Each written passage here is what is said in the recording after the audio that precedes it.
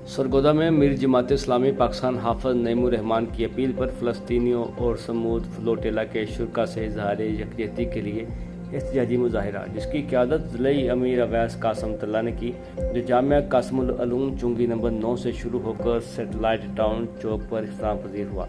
इसमें जमात इस्लामी के रहनुमाओं महमूद अवान, इमरान हसन, इनामुल हक कैसर, अख्तर रसूल चौधरी, महर गुलाम रसूल समेत कारकुनों की कसीर तादाद ने शिरकत की, जिसमें शुरा ने फ़लस्तीन से इजहार यकजहती और इसराइल के खिलाफ लिखे प्ले कार्ड और बैनर उठा रखे थे। इस मौके पर मुकर्रिरीन का कहना था कि हुकूमत फिलफौर वाज़े ऐलान करे कि पाकिस्तान सिर्फ फ़लस्तीनी रियासत का होना लाजमी चाहती है। पाकिस्तान में मोहम्मद अली जिन्नाह और अवाम के मौक़िफ़ के ख़िलाफ़ अगर कोई भी जाएगा वो फ़लस्तीनियों के खून का सौदा करेगा और इसराइली का साथी समझा जाएगा।